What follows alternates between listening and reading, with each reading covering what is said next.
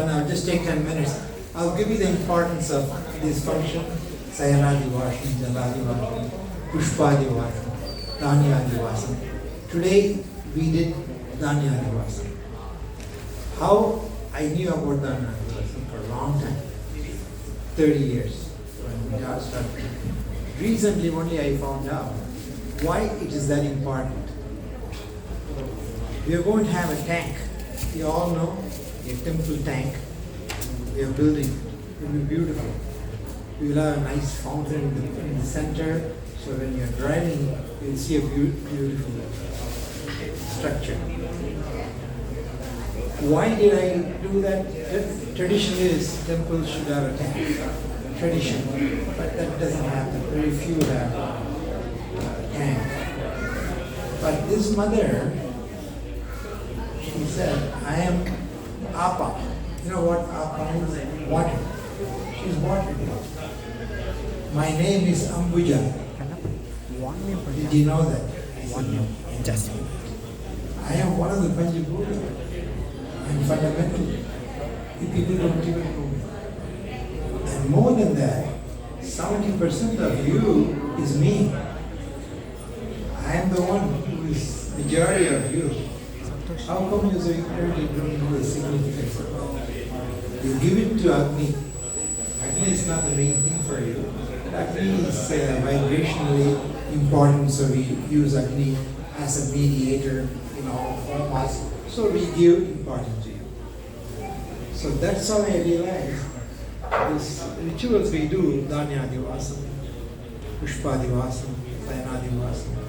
What they do, they connect us with them. Otherwise, it's too abstract, and we really never connected. Just like Abhishekam. When you do Abhishekam, you use all the ahutis. You know what they are, you choose them properly, and you do it with love. It's a very personal thing between you and mother. Of course, we do it as a group, but it's a personal act. This has a similar significance. Pushpa dhivasam, Jala dhivasam, Dhaanya dhivasam. It's important because you do it one time only. You don't do it all the time. At this one time, you think of what I'm saying. You are connected to her forever. As long as that deity is there and is being used to show our affection, our reverence, she would know you because you've done it first. And why those dhanyam? That is mythologically important. So we use paddy rice. But pushpa, most important one by way is pushpa. When is pushpa? When you did the pushpa? 7 from now. 2 weeks from now is pushpa. So come and participate. Because on all the things we give, the divine treasures that divine is pleased with pushpa devotion. So take advantage of it and put pushpa during that time. 2 weeks from just August 14th. 7th. 2 is 1. Oh, 7th, sorry, August 7th.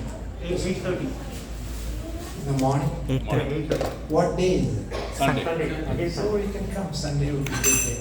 So come and put pushpa devotion. You know, among all the offerings we give, pushpa is something the divine treasures. It's supposed to wash your sins. When you offer pushpa to divine, it washes your impurity.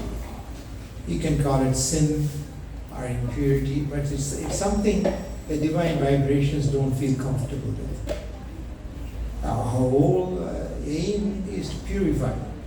All the rituals we do is to purify ourselves so that when the cosmic angels, the avatars come, they feel comfortable. Then next question is, do the cosmic avatars have the same emotions as we have? Answer is yes, they do.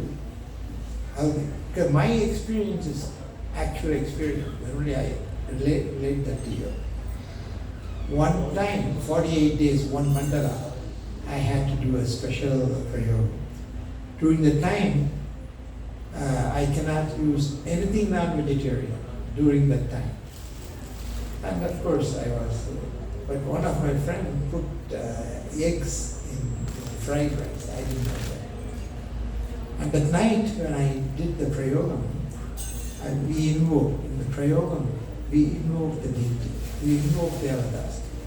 That's the difference between yoga and prayoga. In yoga, you wake up your Atman intensely, contemplate on that deity or that entity, and then connect.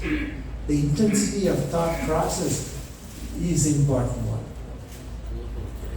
So when she came, she said, wonderful, 48 days, you did a wonderful job. You completed thoroughly. But I'll tell you what you did today. Today, you invited me to your bathroom, where you defecate, and then giving me the best food, the most sumptuous food. A human may appreciate, I don't, because I know exactly what you're doing. And I also know you're ignorant, you didn't realize. Then I said, it's a fetus, eggs. They are not the life form yet. They are still egg, formative. You know what she said? Something very profound she said. But that had the potential to be a life form. So I lost that potential. I would have kept it. She would have lived that life of a chicken, whatever it's meant to be, and she would have traveled towards me. She would have evolved next level. But we had terminated it. She didn't give her a chance. So I was thinking, even they go that deep level to do the function. Our function is to make the life forms evolve. Every chance she gets, she does that. And this is one of it, which I terminated without knowing. But she was not angry at it. She said, I'm just giving you a matter of fact. I don't get angry. I'm telling you a fact. Do you want to listen to it and do something about it, or you may not want to listen to it and do something? That's completely up to you. We never form judgment. We don't punish. We don't even accept sins as sin. You do what feels right to your Atma, to your soul. Everything feels right to your soul, it must be right. But now I pointed out to you, it won't feel right to you. But if you're not doing that mandala abhishek and invite me, you can do whatever you want. Just don't invite me and feed me in the bathroom. That's all. I'm not saying you did anything wrong. It's not in good taste, but you're ignorant. So that these are small things that are important. And the ultimate aim is purity. They want to feel comfortable. In that, pushpa dhivasam seems to be the best. When you offer pushpa, they are very happy. Is the happiness they are feeling with devatas have? They do, obviously I know that. They do similar feeling. It will be different, perceived differently, but they do have that. And you should take advantage of it. So pushpa dhivasam is very important. And please come on 7th and participate in it. Offering pushpa anytime, not only here. Anytime you go to temple, offer flowers. Flowers seems to be the most cost effective. I'm using the term cost, not in the context you interpret. Cost effective. So purification. So what is our aim here? Why are we here? To purify, so that all the devatas, all the cosmic elements which pass through us, feel comfortable, feel happier. You're a good host. And that many devatas, yes, in 1 second, trillion neutrinos pass through me. Are these neutrinos devatas? I don't know, but they are not complete form. but they are from divine. Anything which comes from divine probably is divine. Okay, so come further. What's the next? That's the next function. Yes, sir. Bhaksha. So we did a wonderful job today. We got to use. And how do they choose that Dhaanya? It's all Vedic. They know the vibrational connection, and they know which one would make the devatas happy. The end point is you do whatever you can to make them happy. If you invite them, you're inviting them. If you're here, you're obviously inviting them. Why would you be here otherwise? Your aim is to invite them. In you want to be divine. To do that, you have to purify. Make them happy. Don't invite somebody and make them happy. So ultimate aim of whole evolution is purification. As you purify yourself more and more, they come, they stay, they are happy. Otherwise they are not. They won't stay. They will keep moving. They will not stay with you.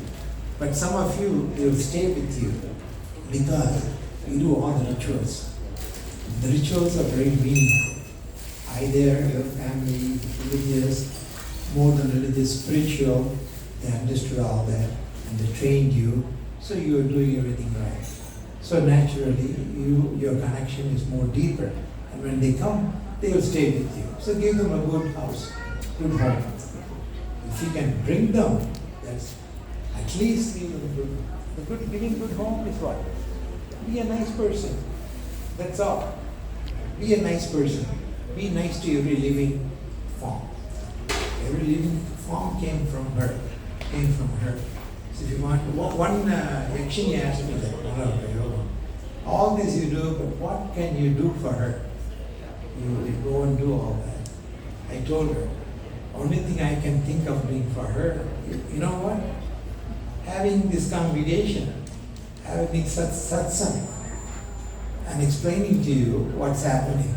That is what I can do. She's pleased because we're all her children. Anything she can teach you as children, your mother will be pleased. So I told that Yakshini, that's all.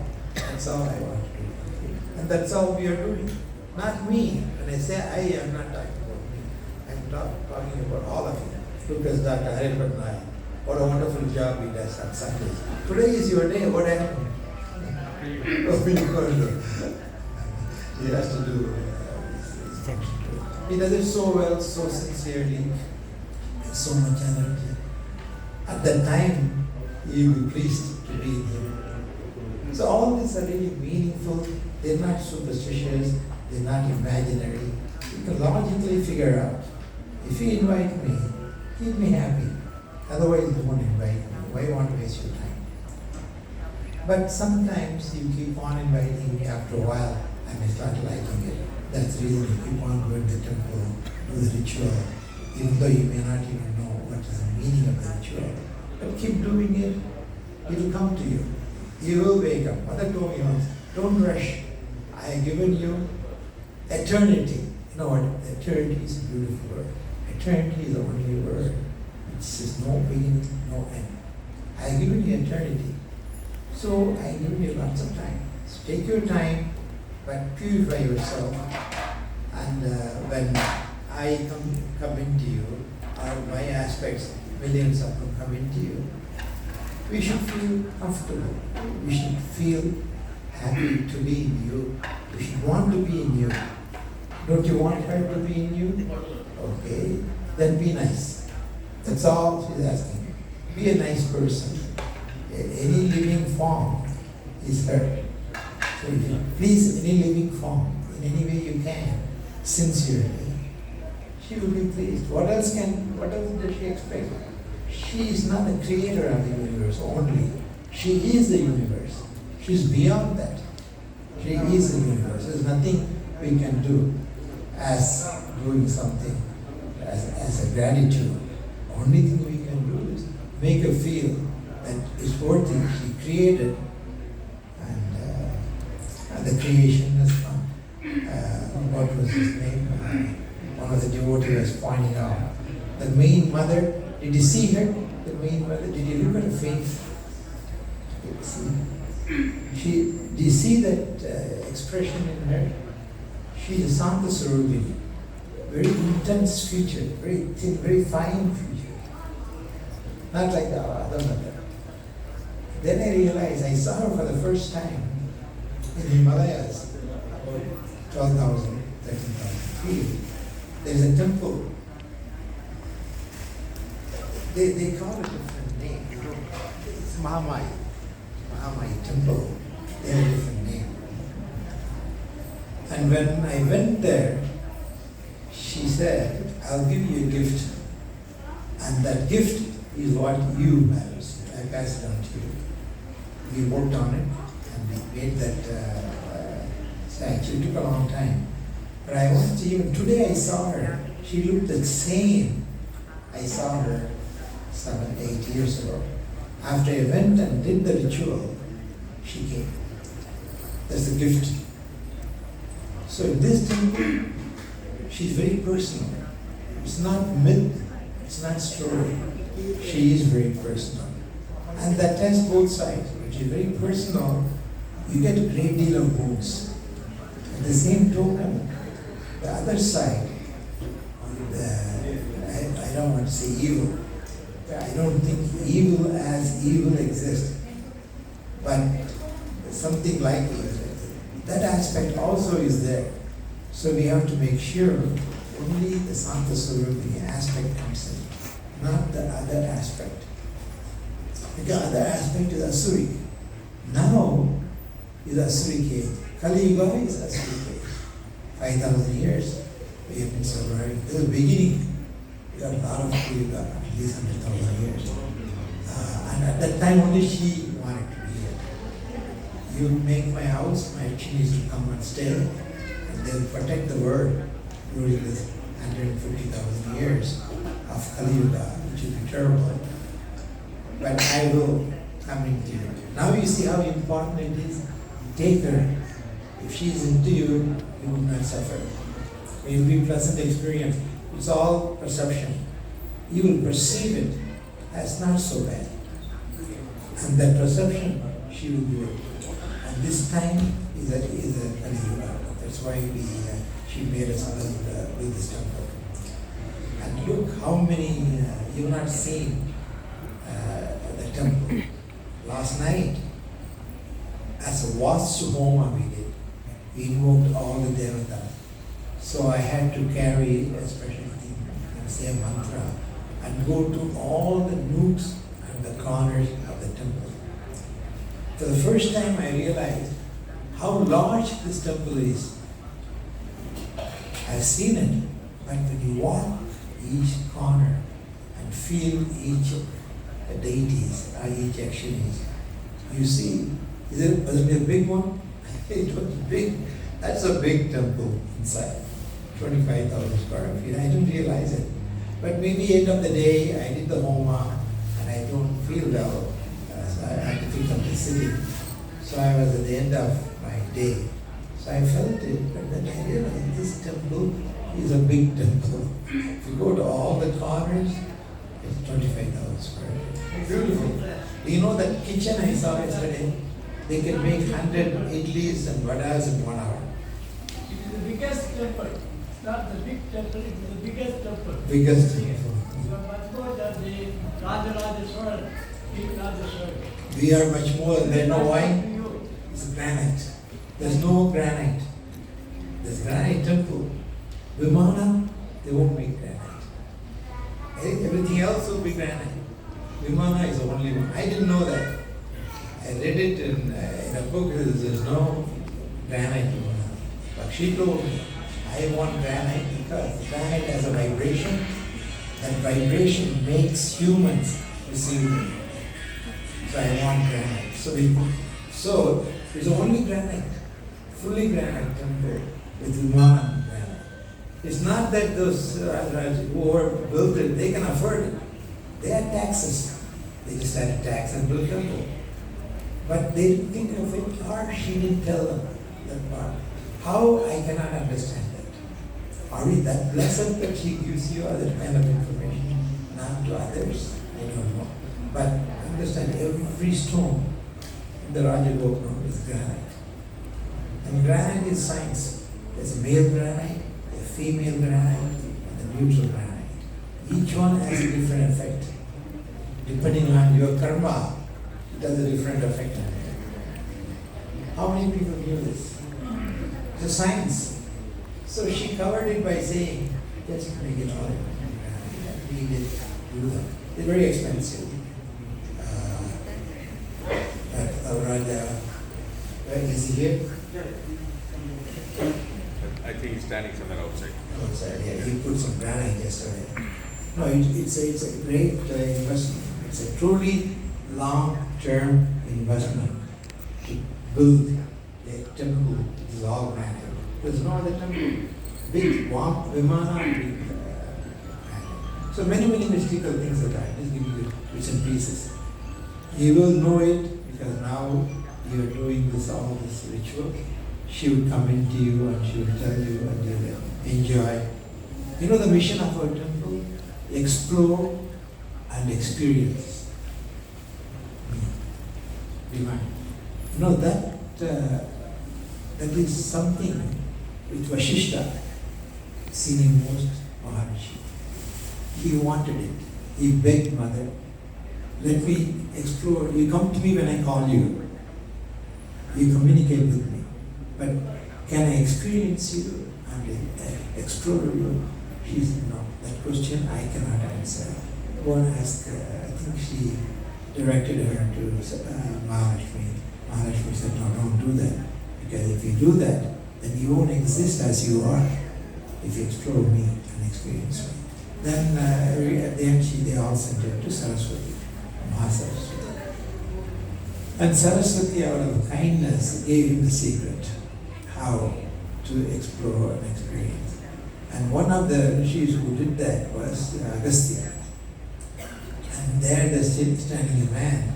He had the blessing of building an Agastya temple in a mountain. When Shiva sent him, Shiva Bhagavan sent him down south, he came there and did his meditation. Beautiful spot. Have you sent it out to this meeting? It's a beautiful waterfalls, Agastya and Lobamudra. Agastya is most deeply connected with us. Each one of you, the Maharishi who is most deeply connected with you is Agastya. I call him Bhagavan. He's such a highly evolved soul, I call him Agastya. He and his consort, Lobamudra. You know who Lobamudra was? Agastya was short, not a good looking guy. Nobody would give the daughter to him. So he said, I'll create my own consort. So he intensely thought of Lobamudra as a consort. You can figure out if somebody intensely thinks and creates, that entity would be more powerful than Agastya. So Lobamudra is very deeply connected to us. So Agastya and Lobamudra are very deeply connected to us. We have them in the Rajagopura. So think of them. There are so many I can say. It will take me hours, but I think I'll stop here. Thank you, Doctor. Give a big applause to the doctor.